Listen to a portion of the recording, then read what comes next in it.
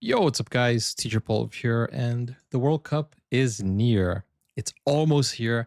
Today, we have a coffee request from Whiplash who says, to predict the World Cup is always hard, and there are different opinions. But there is one that has been right 3 times in a row. Can Oranje take the World Cup? A shout out to everyone who's watching from the Netherlands. Shout out to Oranje, and let's see if you guys can take the World Cup this year. In fact, let me just say one thing, guys. If you want to send me something Dutch, then just go over to Buy Me a Coffee. Link is in the pinned comments. You guys know what to do. Here are the instructions. I have received one from Sweden, one from Norway.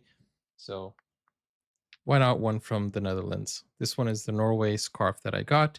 If you want to send me some merch or something, please do. I would love to have something from the Netherlands. But let's check this out right now. Well, the countdown is on for this summer's FIFA Men's World Cup, with the tournament set to kick off in just under 2 weeks. The key question, though, Under who will 10 be days lifting now. the coveted trophy this year? Remy Inocencio, who has some skills outside of the newsroom. He's a top athlete too, but he's been speaking with someone whose guess might be better than the rest. Remy, good morning. What are you learning? Definitely better than me, Errol. Yeah, this guy is not only a super soccer fan, but he's also an economist. His name is Joachim Clement, and he has predicted, yes, correctly, the past 3 winners of the World Cup. Whoa, Germany, France, and Argentina. That's and he's cool. got this model that looks at several variables. Population, that means talent pool, GDP, how rich a country is. I hope he bets climate, on if them. it's cool, and then the FIFA World Ranking. All those go into his crystal ball, and here is what he is catching this year. There are teams that are soccer powerhouses like Brazil, like Argentina, Nice. like Germany, France, Spain in Europe. They're always at or near the top. But then there are teams that are constant outperformers, even though they shouldn't be as good as they really are, and one of them is the Netherlands. For being a small country, they have been in 3 World Cup finals already, and that really speaks for the culture and They're the best team to have never process won. they have in place in developing talent. That's what I understood. You went to the Netherlands, so let's just get to that. You're predicting them to be the winner this year. Yeah, Finally. I seem to have a death wish. After getting it right 3 times in a row, I picked a team that is considered to be not amongst the favorites this time around. I think they have a team that doesn't have real stars, like Messi for Argentina, but they have a team that is very, very level in the performance Consistent, of every right? one of the players in the team. Consistency There's is no real key. weak spot. The second thing is they have a really good defense. And in soccer, more so than in most other sports, the saying that offense wins matches, defense wins tournaments. What about the U.S.? Well, don't get your hopes up of winning the tournament. But there's good news and bad news. I think the US is doing well. They have actually shown a lot of potential. And I think the US will start this trend after the World Cup of investing more in football and getting better results every time. And I think they have their eye on the World Cup. But I think it's too early for the United States to take over. But this will happen. The United States will start investing more in football. And at some point, football will be more popular than American football in the United States. That's my prediction. The good news is that Group D with the US is the most evenly set up group in the entire tournament. All 4 of those teams can be first in the group or last in the group. And with a little bit of luck, you can make it into the quarterfinal. So why does that keep them from advancing further? The problem is that the US tends to be hotter than most European countries. And then the other one is the US has so many sports that compete for the talent pool that it isn't really the dominating, most important sport in the US. While if you go anywhere in Europe or Latin America, it's soccer and then there's the rest. Curious, if there was latitude for weather, for temperature in the United States, where would that be comparable to the best of Spain and France? It's New England to the northern mid-Atlantic states.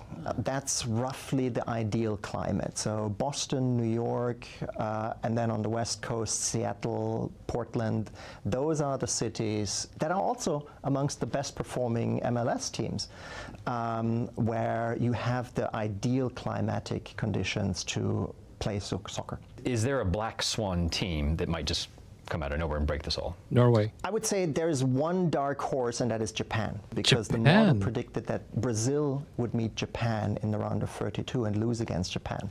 Now that sounds What? crazy. That is yet crazy. Last year, and that's exactly what happened in a test match. So just to cap this all off, you've said the Netherlands for this year. What if you're wrong? Then I'll do it again in 4 years' time and have a million excuses. After all, I'm a professional economist. We're used to finding reasons why the forecasts we made in the past didn't come true today. There you go, a fun economist. That is there. true. Can That be is fun. true. He said he first did this actually to prove that it is silly to try and prove that you can't predict winners. But Errol, as we see, he's 3 for 3. You know, I also asked him if he's a betting man. He's never bet on any of these, but he says that come his on, he friends should have. For the record, the Netherlands. Let's see. All right, you heard it here first. Remy Inocencio, thanks so much. Get out there, enjoy. If you guys bet on this based on his prediction and it ends up being accurate, dude, there's a lot of money to be made. I'll tell you that. Listen, Oranje, I have told you many times, it is basically the best track record. The team has always been fourth, fifth, third, second, but never been first. Always has reached so close. I think their best chance was against Germany, you know, where they had Cruyff commanding, and it was so close, but so far away.